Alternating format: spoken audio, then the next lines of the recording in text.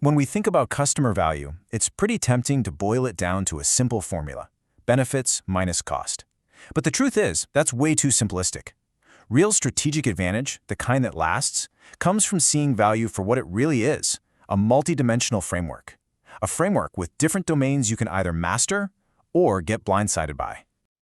To really see this in action, let's start with a story. It's a story about an absolute titan of industry. A company that looked completely invincible, with more than 100 years of just dominance. But this giant, well, it had a blind spot, a vulnerability that nobody saw coming, and one that was about to be exploited in a truly spectacular way.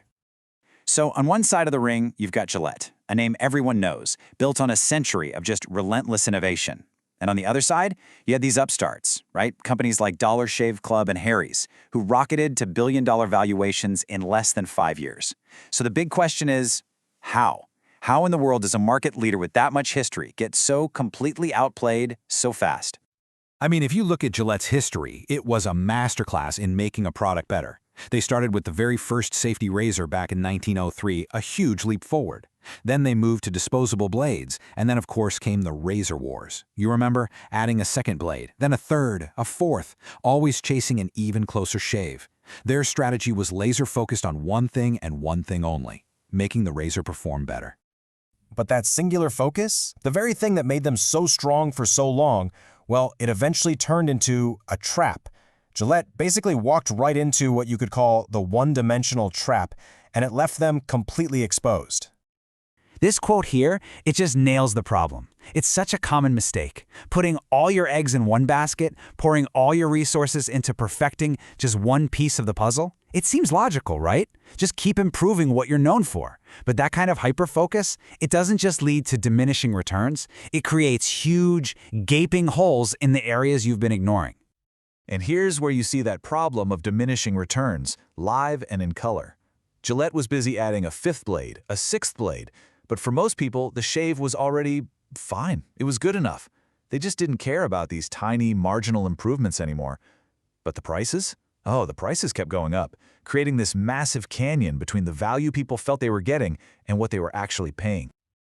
All right, so to really unpack what happened here, we need a better framework. And that brings us to the 3 core dimensions of customer value. Once we break it down like this, you can see exactly where Gillette was killing it and, more importantly, where they were incredibly vulnerable. First up, we have functional value. This is the most straightforward one. It's all about performance. Does the product do its job and do it well? Think of an Apple Watch. Its functional value is telling time, tracking your workout, showing you notifications. For Gillette, this was their entire universe. Performance, reliability, the closeness of the shave, that was the game. Okay, next is psychological value. And this is where it gets a lot more interesting. This goes beyond just performance and asks a totally different question. How does this make me feel? What does owning this say about who I am? Back to the Apple Watch, this could be the feeling of security you get from not missing an important call, or maybe it signals that you're tech-savvy. It's all about emotion, identity, and self-expression. And finally, of course, there's monetary value. This one's pretty simple. It's the financial side of the equation. The price tag, any discounts, fees, the total cost of ownership. For the Apple Watch, it's what you pay at the register, maybe minus a trade-in.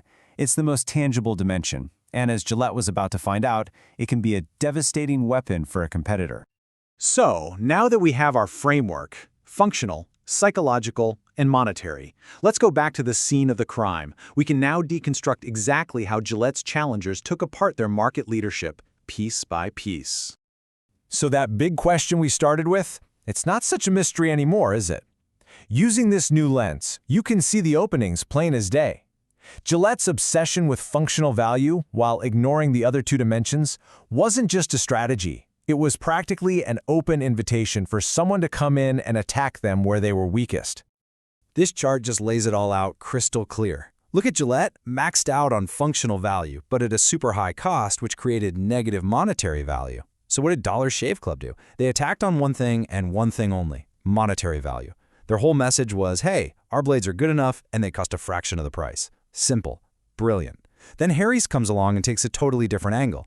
They attacked on psychological value, an area Gillette had left completely undefended. Let's just look at how Harry's did it, because it's pretty fascinating. They built a brand that people actually wanted to connect with. They gave their razors human names, like Truman and Winston.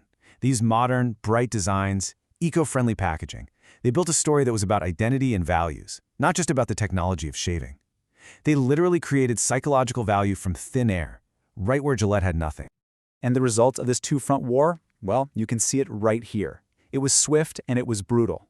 Gillette's market share, which seemed untouchable for decades, took a massive dive. The functional titan was actually forced to retreat, eventually slashing its own prices just to stop the bleeding. It was a perfect, if painful, demonstration that having the best product just isn't enough to defend your turf. So here's the bottom line. This whole story isn't just about razors. It's a massive lesson for any business in any industry. It screams for the need to adopt what we can call a holistic value mandate. Now, let's be clear.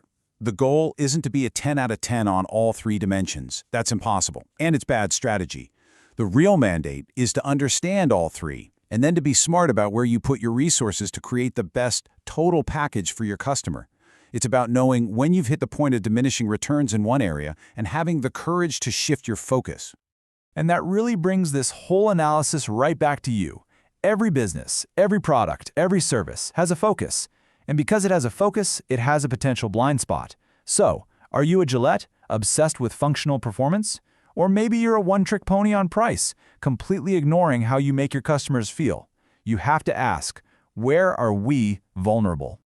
So what's the playbook here? It's actually a pretty straightforward process. First, you have to audit your offering across all 3 dimensions: functional, psychological, and monetary. Get a clear picture of where you stand. Second, you have to be brutally honest about where you're hitting that wall of diminishing returns. And third, you need the discipline to actually move resources away from your comfort zone and into those underdeveloped areas.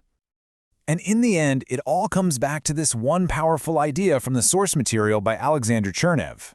Having a holistic view, it's not some nice to have, it's not a luxury, it is an absolute necessity for survival and growth. Understanding and, more importantly, actively managing all 3 dimensions of customer value. That is the key to building a business that's not just successful, but resilient.